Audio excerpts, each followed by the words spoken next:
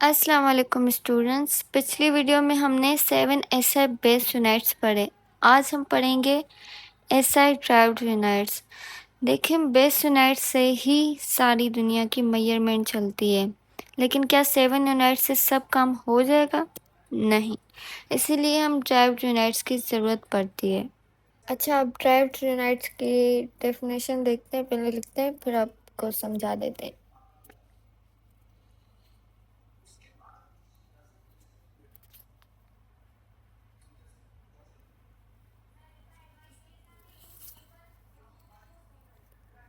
देखिए, अब इसमें क्या लिखा है, those units which are obtained by multiplication and division of base units।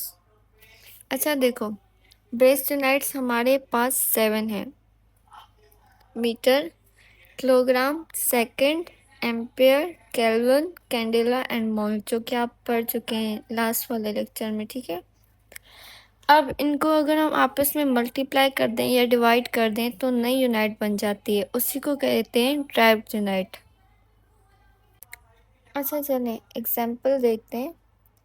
Metre by second equal to speed की यूनिट। देखो, मीटर को डिवाइड करेंगे सेकंड से तो स्पीड की यूनिट बन जाएगी। और सबसे अच्छी बात ये है कि ड्राइव यूनिट्स की कोई लिमिट नहीं है, लाखों बन सकती हैं। अभी हम पढ़ेंगे 5 बेसिक एग्जाम्पल्स ड्राइव्ड यूनिट्स के। तो स्टूडेंट्स, पहला एग्जाम्पल है वेलोसिटी। वेलोसिटी को हम रफ्तार भी कहते हैं और इसका फार्मूला है v equal to x by t. यहाँ x का मतलब है डिस्प्लेसमेंट या डिस्टेंस।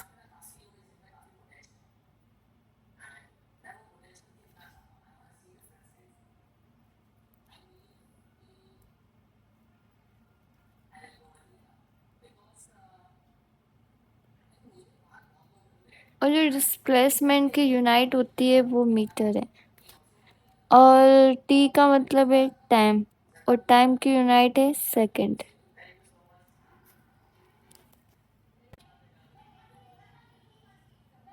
तो अब देखो, मीटर को सेकंड से डिवाइड करेंगे तो यूनिट बन जाएगी मीटर पर सेकंड, या हम इसे लिख सकते हैं मीटर इंटू सेकंड की पावर -1। मतलब क्या हुआ, मतलब ये हुआ कि 1 सेकंड में कितने मीटर तय किए होंगे।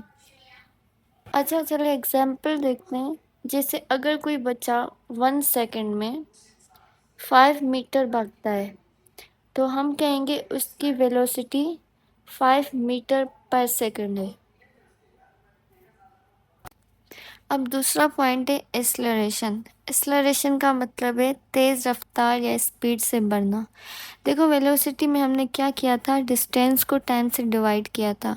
ठीक है, अब एक्सेलरेशन में हम वेलोसिटी को दोबारा टाइम से डिवाइड करेंगे, इसलिए फार्मूला बन जाता है a equal to v by T.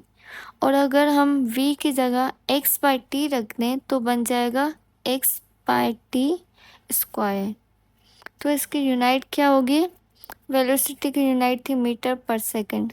अब इसे दोबारा सेकंड से डिवाइड कर दो तो यूनिट बन जाएगी मीटर पर सेकंड स्क्वायर, या हम लिख सकते हैं मीटर इंटू सेकंड की पावर -2।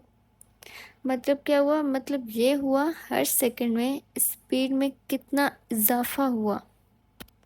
अच्छा चलें एग्जाम्पल से समझते हैं। जैसे अगर कोई बाइक 1 सेकंड में अपनी स्पीड 10 मीटर सेकंड से 20 मीटर सेकंड कर ले तो हम कहेंगे उसकी एक्सेलरेशन है 10 मीटर पर सेकंड स्क्वायर। हाँ जी, तो तीसरा पॉइंट है एरिया। एरिया को उर्दू में हम रकबा कहते हैं। सबसे आसान फार्मूला है s equal to length into length. मतलब किसी चीज़ की लेंथ को ही दोबारा लेंथ से मल्टीप्लाई कर दो तो यूनिट क्या होगी। देखो, लेंथ की यूनिट होती है मीटर, तो मीटर को मीटर से मल्टीप्लाई कर दें तो m स्क्वायर हो जाएगी, यानी कि मीटर स्क्वायर, या हम इसे लिख सकते हैं मीटर की पावर 2। तो मतलब क्या हुआ, मतलब ये हुआ कितनी जगह गहरी हुई है। अच्छा एग्जाम्पल देखें। जैसे अगर हमें कमरे का फर्श नापना हो अगर कमरा 5 मीटर लंबा और 5 मीटर चौड़ा हो तो उसका एरिया होगा 25 मीटर स्क्वायर। तो चौथा पॉइंट है वॉल्यूम। वॉल्यूम का मतलब है किसी चीज़ के अंदर कितनी जगह है। वॉल्यूम को उर्दू में हुजम कहते हैं। इसका फार्मूला है V equal to length cube, मतलब लेंथ को 3 बार मल्टीप्लाई करना है। तो यूनाइट क्या होगी, देखो एरिया में हमने 2 बार मीटर को मल्टीप्लाई किया था तो m स्क्वायर बना, तो यूनाइट बन जाएगी मीटर क्यूब, या हम लिखते हैं m की पावर 3। m को हम 3 बार मल्टीप्लाई करते हैं तो m की पावर 3 हो जाती है। तो मतलब क्या हुआ, मतलब ये हुआ कितनी जगह घेरी हुई है, कितना खाली स्पेस है उसके अंदर। अच्छा आप एग्जाम्पल देखें, जैसे पानी का टैंक है, वाटर टैंक। ओके, अगर एक टैंक 2 मीटर लंबा, 2 मीटर चौड़ा और 2 मीटर ऊंचा है, यानी कि हाई है, तो उसका वॉल्यूम होगा 8 क्यूबिक मीटर। या कमरे की जगह, या फिर कमरे की जगह हम कहते हैं ना, कमरे में कितनी जगह है, वही वॉल्यूम है। समझ आ गया।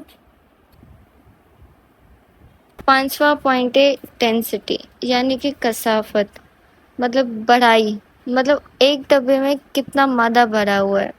डेंसिटी को उर्दू में हम कसाफत कहते हैं। इसका फार्मूला है P equal to M by V, मतलब density equal to mass by volume. तो यूनाइट क्या होगी, देखो मास की यूनाइट है केजी और वॉल्यूम की यूनाइट है मीटर क्यूब। तो जब हम डिवाइड करेंगे तो यूनाइट बन जाएगी केजी पर मीटर क्यूब। हम लिखते हैं केजी पर मीटर क्यूब, मतलब क्या हुआ, मतलब ये हुआ 1 क्यूब मीटर के अंदर कितने किलोग्राम मास भरे हुए हैं। अब एग्जाम्पल देखते हैं डेंसिटी का। जैसे लोहा और लकड़ी, यानी कि लोहा वर्सेस लकड़ी। अगर एक डब्बा लोहे का और एक डब्बा लकड़ी का हो, दोनों का साइज बराबर हो, तो लोहे वाले डब्बे का वज़न ज़्यादा होगा। क्यों?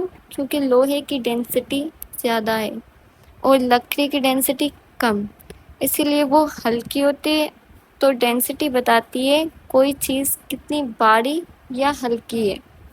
ठीक है, तो नेक्स्ट वीडियो में हम ड्राइव यूनिट्स का पार्ट 2 कंटिन्यू करेंगे।